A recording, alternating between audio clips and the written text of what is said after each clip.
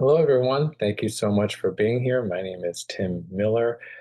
Just very brief background about myself. I have been a faculty member in hybrid and or online PT programs since 2012. So quite a bit of experience there. And again, that's anywhere from entry level to post professional, both hybrid and online. And while a full-time faculty member, I was decided to do an EDD in educational technology, really studying online education and that type of thing. And my dissertation was on student experiences learning hands-on skills or psychomotor skills in a hybrid program, just trying to really learn more about how all that works. So today I really want to just talk about hybrid teaching myths. So thanks to the pandemic, which feels like a million years ago and just yesterday, all at the same time, many people were forced into online education in the form of emergency remote teaching. However, online education, even in PT and OT programs, was it successfully occurring close to 10 years before the pandemic, and that was in the form of a blended or hybrid program. So, there are many misconceptions about hybrid education, especially when it comes to PT and OT education.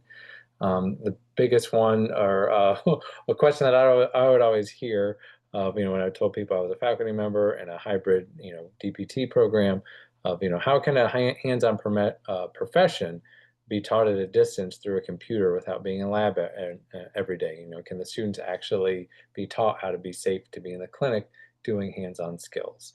Um, which is just, uh, you know, one of the major question that I would get, or myths, just saying, well, that just can't be done. So today I want to talk about, debunking those myths. And the list I'm sharing is not all inclusive, but of the top ones I think I've heard and experienced in my years of being a PT faculty member in hybrid programs and online and also in online education. But before I dive in, I want to first define emergency remote teaching and compare that to hybrid education. So emergency remote teaching, which many people were forced into just based on the pandemic, it was, a traditional face-to-face program. All of a sudden they're like, well, we can't be in a classroom together, so now what? So that was the emergency remote teaching to try to keep programs moving along, and everyone did the best that they could. But please know it's not the same as high quality online education. It was, more of a solution to, hey, what do we do, in the face of a pandemic and not being able to be in the same room together and all of those things. So I do want to share a quote from an article that was really talking about, what immersion remote teaching was and how it's different. And so this was a quote in an article by Hodges et al. In 2020. But the online learning carries the stigma of being lower quality than face to face, despite research showing otherwise. So hurried moves online by so many institutions at once. The fear is that it could seal the perception of online learning as a weak option, when in truth, nobody making the transition to online teaching under those circumstances will be truly designing to take advantage, to take full advantage of the affordances and possibilities of the online format. So the point being is you can't mistake emergency remote teaching for well-planned, high-quality online or blended learning environments. So, um, you know, uh, compare that to a hybrid program or blended learning. Hybrid program blends online and face-to-face environments and is designed that way. It wasn't, again, okay, we're primarily a face-to-face program, and now also we have to be online in an emergency situation. So again, a blended program is not completely online, and it's also not completely traditional face-to-face when you're in class for most of every day. So it blends both of those environments, where both you have online and face-to-face components. The mix of the blend, as I like to say, or I've heard other people say as well, is the amount of online versus face-to-face can vary between a program and a curriculum. So there's not a percentage of online versus face-to-face that makes it blended or hybrid. It could be any type of combination that mixes those two learning environments together. Also, please know that online versus face-to-face or a blend of each or comparing one another. I mean, there's not one that's inherently better. There's not one that's inherently worse than another, than one another. They're simply different learning environments with different advantages and affordances.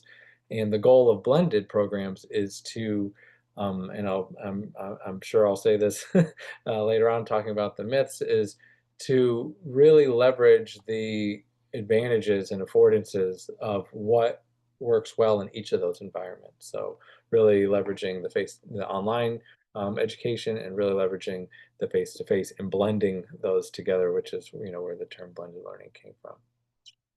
So a few of the myths, and again, these are in no particular order, and I alluded to this earlier, is the myth that online learning is lower quality than traditional, face-to-face learning. And there's so much research that demonstrates that this is just not true. And again, the fear is that that bias may have been exacerbated by emergency remote teaching, but there are, again, countless studies that show outcomes of online education are no different. And although comparing outcomes between the two formats is a bit of a fool's errand, because they are different learning environments with different affordances. So similar to how running and swimming are both forms of exercise, but are different with different affordances, but both can result in cardiovascular fitness, just like any of those learning environments can result in learning and effective learning. Another myth that I've heard is, online learning is great, but hands-on skills can't really or effectively be taught online. Again, this is a myth. It's not true. My experience with, being a student in a traditional face-to-face program, which was a fantastic program, and I loved it. I learned very, very well in that environment. That in my experience, it was the skill, if it's a hands-on skill, was demonstrated up at the front of the classroom once, maybe twice, with 40 students circled around the faculty member showing that demonstration, and we went back to our tables and practiced what we just saw. In a hybrid program, to contrast that, all the skills are pre-recorded and available to view 24/7. You can pause it, you have slow motion, you can watch it 10,000 times if you want. Now I know, many face-to-face programs now offer, video libraries, because of this and those learning advantages of, I would just think back of, man, that would have been great to see the skill again while I was practicing, with my peers, or while I was preparing for a skills check or a practical. Um, so really, the pre-recorded skills, I would argue, is really not a nice to have, but really a must have. There's just so many advantages, and it is now obviously, so easy to record, have them in your learning management system, or have available for people to view. Another myth is that, the fear that students just simply won't get enough feedback or practice needed to be a PT or an OT. They're just not going to get that because they're going to be online, or for part of the time, and just not physically in the classroom. And if anything, and the best way to answer this is, there's actually more opportunity for feedback and practice. So for those of us, me included, who are in a traditional face-to-face program, think about the volume of practice and of studying and reviewing skills that really happened outside of class. If you think about lab time, you might have had a 3-hour lab, you went through a whole bunch of skills, you saw it, you practiced, but to really prepare yourself and practice, you did studying, with your peers, outside of class for many hours. At least I know I did. So, to me, it feels like a false sense of security that some people have, that if the faculty's in the room while you're practicing, you're just learning better. And you may or may not receive feedback. You may have to seek that feedback out and those types of things. So the timing of the timing of feedback in our traditional program may be faster, but there may be less opportunity to provide feedback, just because oftentimes those environments are designed to, again, show the skill, practice, and then provide some feedback. In my experience, I would have in teaching in a hybrid program, have students submit a video of them performing a skill, and then provide that in-depth feedback from me and their peers. And it was intentionally built into that instructional design of learning, of how do we, if we're at a distance, how do we get feedback from one another, where in a traditional face-to-face, program, you may be able to just raise your hand and get feedback instantaneously. So the time, the feedback timing might be different, but being able to get feedback is no different. And if it's designed in a way in the online portion of the blend, you maybe have opportunity to even receive more feedback because for me, it was built as an assignment. Every student got feedback, not in every skill, but they would get feedback, and with it being part of assignment, it wasn't, it enabled those who may not raise their hand in class to actually, receive feedback as well. So, um, another myth is, how will I know as a faculty member that they're learning if I can't see them? And again, like I just mentioned, there's nothing special or magical about being in the room with students while you are presenting or demonstrating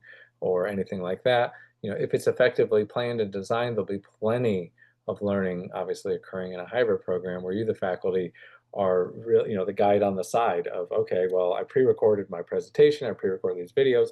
Now, what is it, how is it that I want to put it together for the students to be able to apply that knowledge or those types of things, where the first exposure of, the class time might be, or other time might be spent applying the information versus just receiving that information as well. Related to other things I mentioned, some people feel, well, there's just not enough lab time in a hybrid program. And I would say that, while the scheduled lab time um, might be less on the surface, remember that a lot of lab time in a traditional face-to-face program might be to introduce the skills and then just that initial practice. So lab time in a hybrid program, in my experience, has been much more efficient where it leverages the advantages of both environments of online face-to-face. So the students come to lab with already having seen, practiced, tried, struggled, received feedback with all of the skills, and then the lab time is reserved for that application and refinement rather than that first exposure, that first attempts of trying. So again, and then there could be activities that are like online lab time, in terms of, in a hybrid program as well. So, just so the notion that there isn't, enough, lab time, it's just, simply again, not true. Um, and related to practice, there's the myth of, well, students in a hybrid program won't be safe when they get on their clinical, and just like any entry level program, you have to meet accreditation standards. It's not, the Wild West. So part of that is assessing knowledge, safety, and competence with all skills, in that entry level program. So therefore, in a hybrid program, there's skills checks, practicals. You have clinicals. All of those still occur in a hybrid program. It's just the preparation or the execution of those that look different. But there are, again, those accreditation standards. So, you have to demonstrate, okay, we do have this lab time. This is how it's being used. Here's how we're assessing knowledge. Here's how we're assessing competency. Here's how we're assessing those types of things. So again, um, I remember at first there, clinics were like, "Oh, you're a hybrid student," but or some students that I work with would give that feedback, and obviously it didn't take long for them to realize there's really no different in terms of entry level PT education. It's just the delivery may have been different. So there are other myths, but those are the ones that I just wanted to share in terms of common examples. Hopefully it helps you understand hybrid education a little bit more, especially for those of you who have considered perhaps a faculty position in a hybrid program.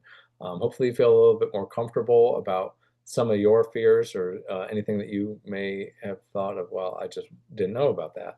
Or perhaps you may have avoided considering looking into positions in a hybrid program because, some of the myths are like, oh, I just don't know how that's going to work, and I don't think that's for me, or those types of things. But I share with anyone, if you'd like to learn more about hybrid education or being a faculty member in a hybrid program, please feel free to reach out. I'm more than happy to chat about that. So, I hope you learned something new today. And in the comments, you can put any aha moment or anything that stood out for you or something new that you learned.